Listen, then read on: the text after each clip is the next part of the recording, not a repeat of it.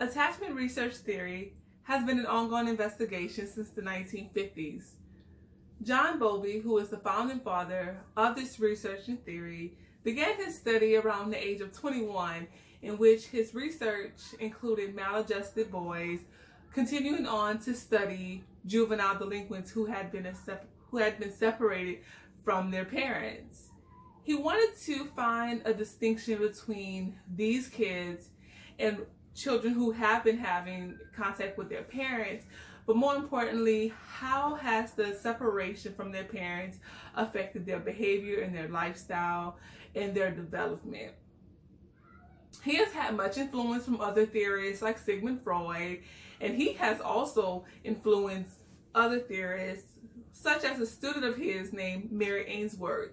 And we know and we're familiar with her because of her expounded study on attachment research. Within her research, we all are familiar with the strange situation classification.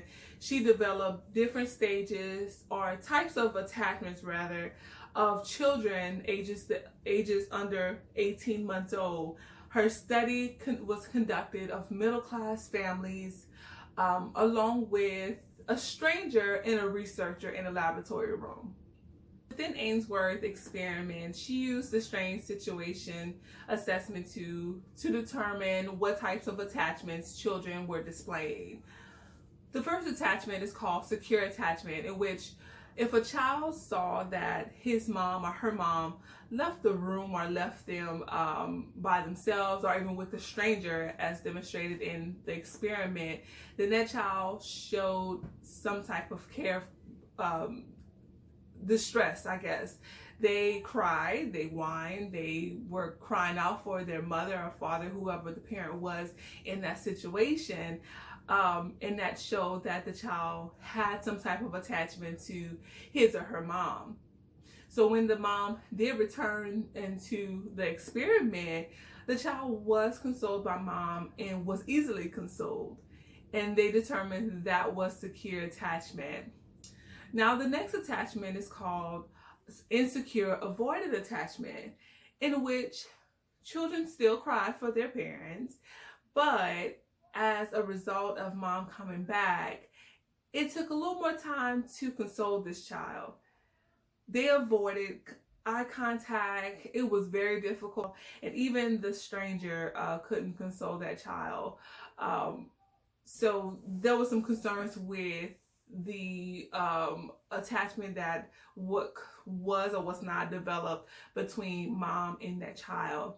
And the third attachment she formulated was called the insecure ambivalent attachment. And within that attachment, the child showed great distress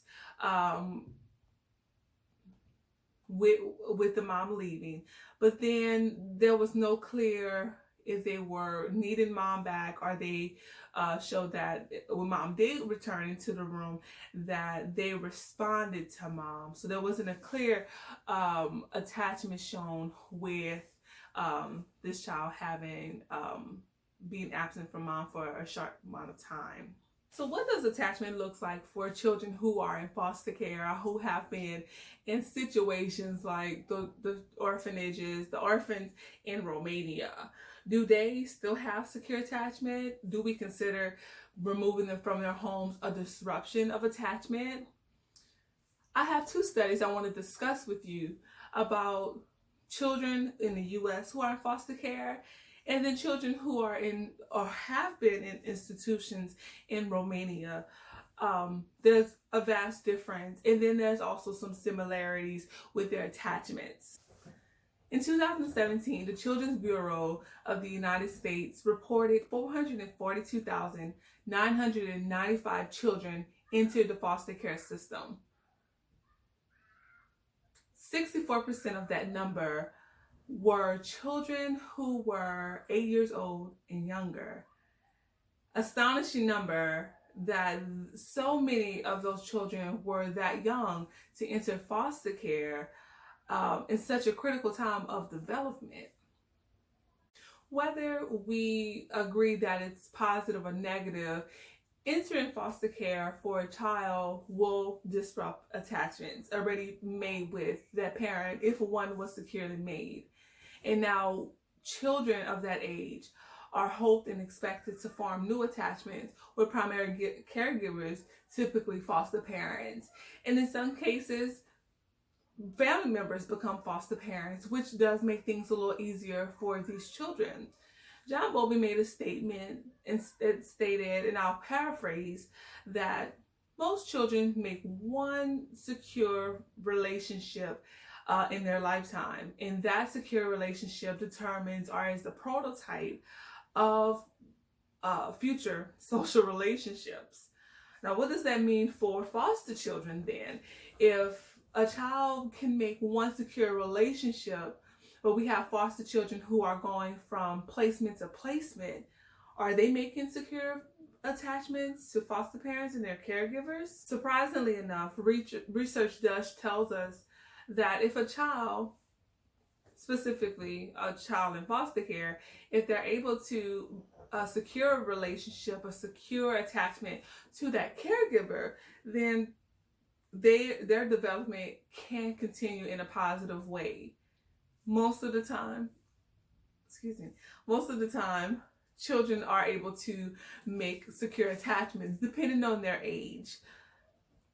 A study done by Stovall and Dozier was a study of 50 children who were in foster care, and they wanted to determine how was their attachment affected and how was it formed while being in foster care. Now, these children, the 50 that I mentioned, were under the age of 18 months, and they were removed from their homes due to different reasons, including parents' incarceration, abandonment, physical abuse, neglect, even sexual abuse, and also parental substance abuse.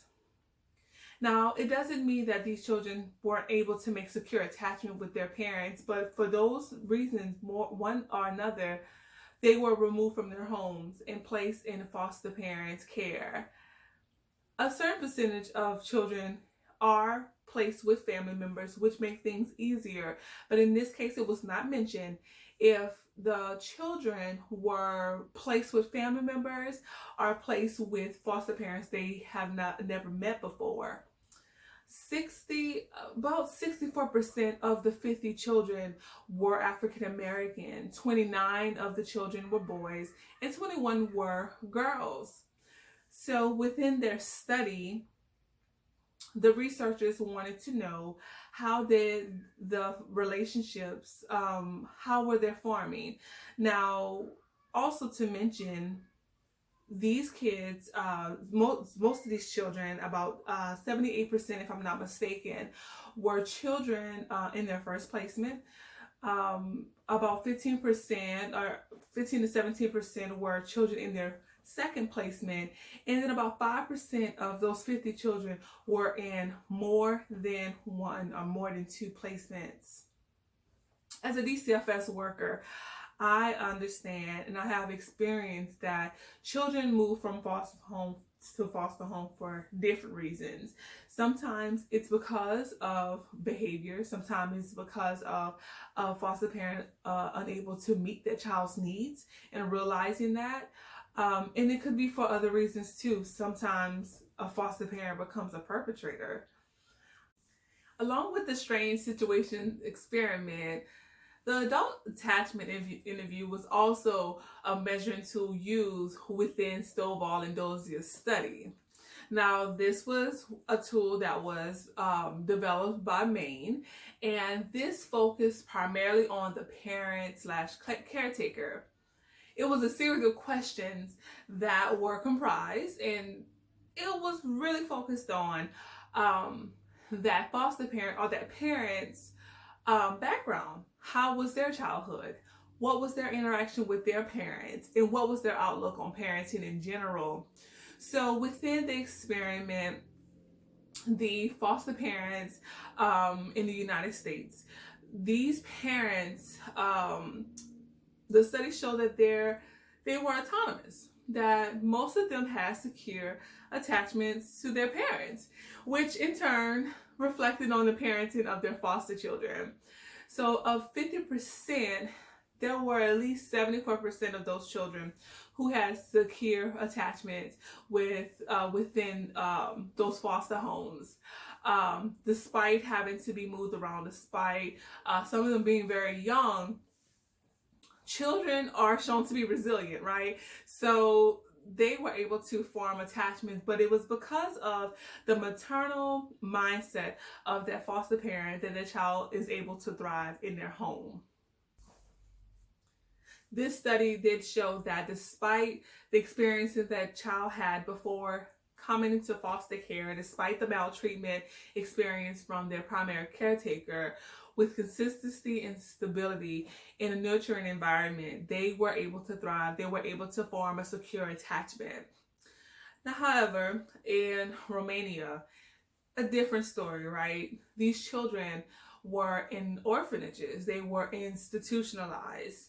And that's a big difference between being in someone's home and being cared for maybe one-on-one compared to being in an orphanage where it's a number of children and rotating of caretakers throughout the day.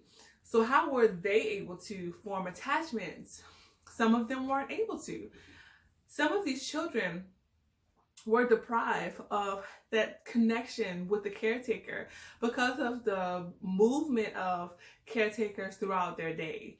So within the study by Koga and Smike, this study in Romania, an orphanage, they studied about 100 children under the ages of 2 who also were in foster care due to either abandonment or some type of maltreatment. And these children, some of them were able to form attachments, but with most of them, it was difficult for them to make a connection with the caregiver, caretaker. So they really had to determine who was their favorite caretaker, because within the strange situation study, it was hard for them to single out one person, but most of the kids were able to say, or it was discussed that this child had a favorite caretaker. Now, within that study in Romania, they took 72 children from the community through a pediatric clinic to do a comparison of these attachment forms. Now, differences. There were children who were institutionalized, and there were children that were never institutionalized. There were children that experienced maltreatment, and then more than likely, these children who were in their homes with their mothers and fathers may have not experienced the same environment in adverse environments. So that study showed that more children from these orphanages develop attachment disorder. More specifically, the reactive disorder attachment. A reactive attachment disorder, sorry. So they saw emotionally withdrawn children having very significant behaviors when observed interacting with the foster parent in their study. The children weren't very connected to them. They really wouldn't react when the parent left the room, whereas children who were in the community, they showed more secure attachment. At least over 50% of those children had secure attachments. Significant number of children in Romanian orphanages showed a number of issues because of deprivation, because of not having a consistent caretaker. It really showed. There's continued of a study with the I think it's called the English and Romanian Project, where they continue to follow children who were in orphanages in Romania from early 1990s, and they continue to follow these children. They may have interviewed them between the ages 2, 4, and 6, and then again when they were 11, so on and so forth. And because of most of the children being adopted in the United Kingdom, these children were able to find some stability. Now, parents have discussed that there have been ongoing behaviors despite them being adopted. And that could be because of being in those orphanages for so long. Um, a study did show that most of the children were adopted by the age of 4 by families in the United Kingdom, and some were returned home. One last area I do want to emphasize is how diverse attachment research has become. Now, when John Bowlby started with his research, this is in the 1950s. He's in the British area. I'm not sure exactly where, but he did research on British children and families before and after World War II. Now, when Mary Ainsworth came into the picture around 1970s, she started an investigation or research rather with families in Uganda. So you can imagine the difference, the diverse differences in parenting in those communities, in those cultures, complete difference. And so when Mary Ainsworth decided to do that, she opened the minds and the eyes of other researchers to observe other cultures to determine, is there a difference in cultures as far as parenting and attachment? I believe so. I think their studies have shown that as well. Beyond British children, beyond African children, they were able to do research on Japanese families, Chinese families, Israeli families, and also minorities in the United States. And they found differences in parenting and culture. Some families believe it takes a village to raise a child, and we know that is an absolute positive thing in our communities. When you have more than just that mother caring for a child, the support is absolutely needed, and it's very important in just that development. So what would I like for you to take away from this TED Talk? I would love to emphasize that although children are maltreated every day, unfortunate things happen to children, there's still hope for children to form, develop attachment relationships when placed in environments that are secure, that are safe, that are thriving, that provide stability. Children are still able and capable to form secure attachment relationships with their caretakers.